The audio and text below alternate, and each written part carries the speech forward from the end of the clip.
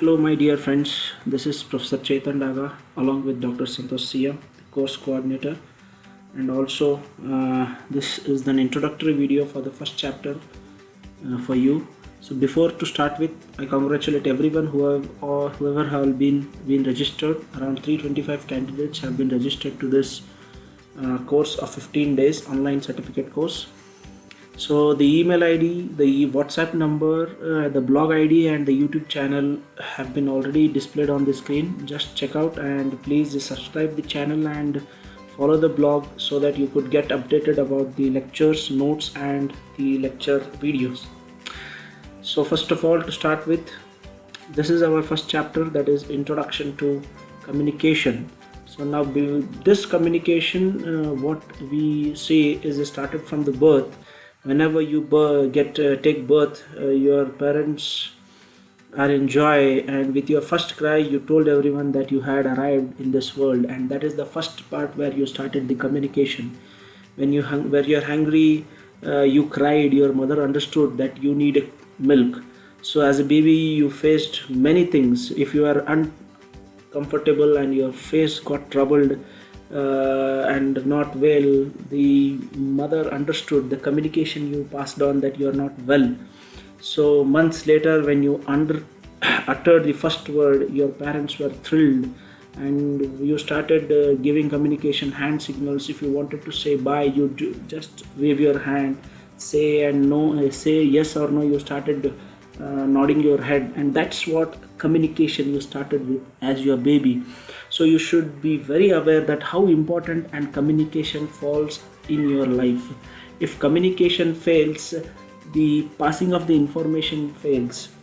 So therefore communication takes an important part of your life as a person, as into the society. If you want to communicate anything, you need to have all the things, that what are the best ways to communicate, because a baby do not know how to communicate. A baby do not know how to talk, even though it communicates to its mother. So see, you learn communication from your birth itself. So the first part is introduction to communication, and so in this chapter we are going to learn what is communication, how and why we communicate, and what are the types of communication. So introduction to communication. You probably hear people talking about communication all the time. Everyone needs it and wants it. So the word communication came from the Latin word communicare, meaning share. Therefore, communication is the sharing of information between two or more individuals or within a group to reach a common understanding. So if to reach a common understanding, you need this communication, and it is done between two people. You talk to your friends, you talk to your mother, you talk to your teacher, you talk to anyone. The communication, when you are talking in a proper way, when you communicate in a proper way with the proper mode, that gives the best output. So communication you need to understand. Now, importance of communication. What are the importance of communication? There are three important things involved in the communication, that is inform, influence and express the feelings. So inform, you may be required to give facts or information to someone. For example, you are informing your friends about any timetable of any examination given by your teacher. So maybe it's an information that can be taken into. So that is communication, that is informing. And influence, you may be required to influence or change someone in an indirect but usually important way. For example, negotiating with a shopkeeper to reduce the price, or helping a friend to overcome stress due to examination or any other reason. Right? Hope you understood. Because whenever you go to a shop, say ನೀವು ತರಕಾರಿ ಮಾರುಕಟ್ಟೆಗೆ ಹೋದರೆ, ತರಕಾರಿ ತೊಗೊಳಕ್ಕೆ ಹೋದಾಗ 1 kg ಉಳ್ಳಾಗಡ್ಡಿ ಎಷ್ಟು, the price of the onion, when you ask and he gives you start bargaining, and that is when you bargain properly, you influence them to give you at the lower price or what a better price. So influencing. And even when you help your friend to relieve his stress, that is also another part, that is influencing. Then express feelings. Talking about your feelings is a healthy way to express them. For example, sharing your excitement about doing well in your examination, or sharing your feelings with your parents and friends. So whenever you share your feelings with anyone, with your friend, about what you are feeling about, it may be any feeling, it may be a sad, it may be a happy feeling, it may be a love feeling, or whatever. So whenever you share that feeling, that again is part of communication. So three things are very important part of communication. One is inform, influence, and express feelings. To do all these three, you need communication, remember. So now, what are the factors that affect the communication? What are the factors that affect communication? Now, factors which are affecting the communication are, the first factor what we want to say is language. Now this language, in case if you use incorrect word or unfamiliar word, you do not understand. For example, if I do not understand English or I do not understand Hindi and you start speaking with me in Hindi, that is a factor that affects communication. And also using improper words, vulgar words, or any words which are uncomfortable to a person whom we are communicating with. So a language plays an important role. If you start roaming around in Mumbai, Chennai, or anywhere and start speaking Chinese, are those going to people understand what you are speaking about? So Chinese is not a common communication language in India. If you go to China, you speak in Hindi, then that's not the common communication language in China. So the proper language to be used. So language barrier has to be removed, and language falls an important part. Then visual perception. Visual perception is the brain's ability to make sense of what we see through our eyes. For example, completing partially drawn pictures with visual perception where they may be something else. Yeah, something, if you have seen any visual, say you have seen a visual of a tree, half tree, if you imagine, then only it completes. So visual, how you perceive. Now instead of a tree, a person may see the face of a person over there in the picture. So it may be again second thing. So visual perception is giving you something which affects the communication, how you perceive someone, or how you perceive the things, how you take up the things. Perception is important. If you perceive the things in a proper way, it gives a proper it doesn't affect communication. If you perceive the things in a wrong way, then communication is 100% hindered.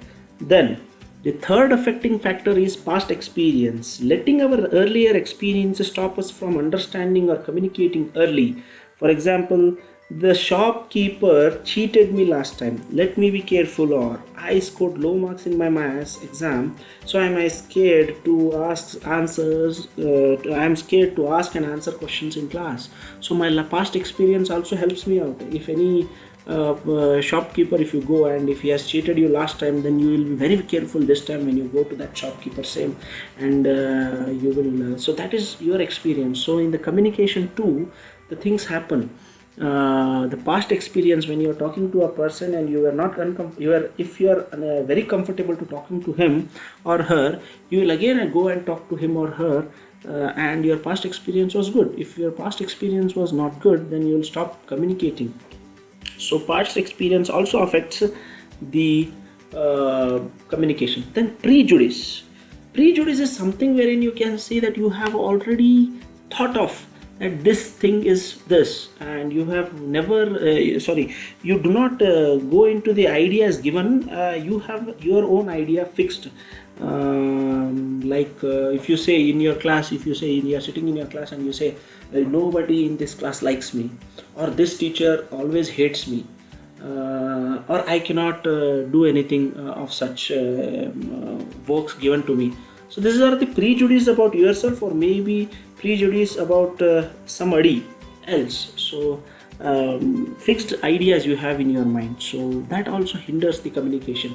So when you say when you think you have a prejudice that this teacher hates me, then you will never go to that teacher and talk to him or communicate with him, and that will fail the communication. So that is what prejudice. So never have anything prejudiced in your mind that keeping perception about anybody else in a wrong way, and whatever the things will make you go up is stopping doing all these things. Then feelings, what your feelings are, what our feelings and emotions such as lack of interest or not trusting the other person affect communication. If you are not trusting anyone, and if your feelings for someone are something in different way, then that hinders the communication. I am not feeling well, therefore I don't want to talk. So this is one feeling what you are inside. So if anyone calls you, or if anyone tells you you're not we want to meet you or anything, you'll tell, I'm not feeling well. You're not well, so you do not want to talk. So that is what is again there, it hinders the communication. Noise, the next part is environment. Noise or disturbance in the surroundings may make communication difficult. If you are standing in a Ganpati Pandal and there is a large sound, or you are standing near some temple or any mosque, and if there is a large speakers on there, and or in any marriage function hall, when you will be speaking to each another, there will be a noise, background noise, and that background noise hinders communication. So that environment, in that, if there is any disturbance in the environment, obviously the communication gets hindered. So therefore you need to check out that there is no disturbance relating in the environment. Then personal factors include your own feelings, habits, and ways to thinking. For example, fear, low confidence may make communication difficult. This is an important part every student have to understand, because personal factors always we see hinder your communication. You are afraid of talking to someone, you have very low confidence, or you are making yourself uncomfortable to talk anything. Maybe it may be your teacher, it may be your parents, it may be anyone, it may be a girl or a boy. You never think, or you never speak about because of the fear whatever you have, or you have low confidence. Whenever your teacher asks you come on the stage and give a presentation, when you have low confidence, you do not go. So that fails the communication. If you have any issues with you, if you have any problems in the college, if you do not go and share or talk to your teacher or your parents, again that hinders the communication, and therefore making the things worse, or making the things difficult for the information to be passed, or the feelings to be passed. So therefore please do not make these personal factors hinder the communication. And lastly, the culture factor. This culture factor, signs which have a different meaning in different cultures, such as showing a thumb may mean good job done by some people, but by maybe insulting to others. Whenever you are seeing anyone, if you show the thumb, it shows that yes, we say yeah, all the best, or whenever say good job, we show. It may again hinder communication if he pursues this showing of thumb as in a different way. So that again hinders communication. So these are some of the factors which influence. So these are the factors which have affected our communication. So the next part what we are going to deal is types of communication. The types of communication, we have three types of communication. One is verbal communication, one is visual communication, and third is non-verbal communication. Now this verbal communication, visual communication, and non-verbal communication, we have many things. So in this lecture video, we are going to deal with the verbal communication. The further types of communications will be dealt with you in the next part, B part of the communication chapter. So verbal communication is a sharing of information by using words. Now when you speak, when you write, these are all types of verbal communications wherein you share words. So one of the type of verbal communication is oral or spoken communication. Spoken communication which involves talking. When you speak to one person, it's in verbal communication. When you speak face-to-face conversation, you can say first thing. When you can see the listener, wherein you can see the listener, you speak to him directly face-to-face. It may be talking to a family member at a home, it may be a group discussion, it may be conversation with public through speeches. They are all face-to-face conversations wherein you see the listener when you speak. So So this is one type of communication. The second type of in the oral communication, the second type is talking on a phone. It's also a spoken communication wherein you do not see the listener. Here you do not see this listener, but you talk. It may be an official communication with your bosses, with your teachers or anyone, or it may be a personal communication with your family members, with your friends. So that is all talking on a phone. A phone conversation necessarily begins with a hello. When you start, you say hello and you listen to each other. When the conversation ends, you end with thank you and bye. But remember, whenever you are in a communication, whenever two people involved in communication, do not hinder the opposite person. Whenever he speaks, you become a good listener, and whenever you speak, make that person to become a good listener, so that you do not cut one another's words. When you cut one another's words, the other person gets irritated. If you cut the words of the person whom you are speaking with, he gets irritated and he never that's a bad experience. So I have told, past experiences hinders communication. So please, that is one you have to remember. Then even classroom teaching, business discussions and public speeches are also the examples of oral communication, wherein one person talks to many others at once. So your classroom teaching, that's again a part of oral communication. So the second thing is written communication in verbal communication. Here again, as we said, in the oral or spoken communication, we talk to each other, we speak the words. Here we write the words. Written or typed words are considered to be as the written communication. So writing letters, writing notes, writing email, sending SMSs on the phone, sending WhatsApp chats, sending thoughts, sending news, sending documents, sending files, reading files, and using these emails, then books, newspapers. They are all the types of verbal communication where the information is passed through words but in a written form. So these are the two types of verbal communications. One is oral and spoken communication, and another is verbal communication, written communication in the verbal communication. Then the next part is what we are going to discuss is pros and cons of verbal communication. Now this pros and cons of the verbal communication, say verbal communication is easy and quick. This is the pros. I am just saying the advantages. It is easy, very quick. You can say what you want and get a quick response. It is an easier form of communication when you have to exchange ideas. You keep changing your communication as per the other person's reply. So this is what pros. Then the cons. The most common disadvantage of verbal communication is the cultural differences between the sender and receiver of the information. These differences may be due to the use of different languages, inability to understand the colloquial phrases used by the other individual, and the accent. Since verbal communication depends on words, sometimes the meanings become confusing and difficult to understand if the right words are not used. So using of the right word is important whenever you speak to any person. If I say in this video itself, if I start speaking the most common disadvantage of the verbal communication, this is the accent what if I am using, it is not the general accent being used in India. If I start speaking in this way, you cannot understand. So this is not the way I need to speak. I need to speak in a proper common Indian English language wherein I can share my views and make my audience audible and understand what I want to tell. So, and you cannot even use the phrases which are not understood by the person. And even the language barrier also comes in. Many of you do not know Kannada, or many of you may be not knowing English, or many of you may be not knowing Hindi, or maybe many of you not knowing Marathi.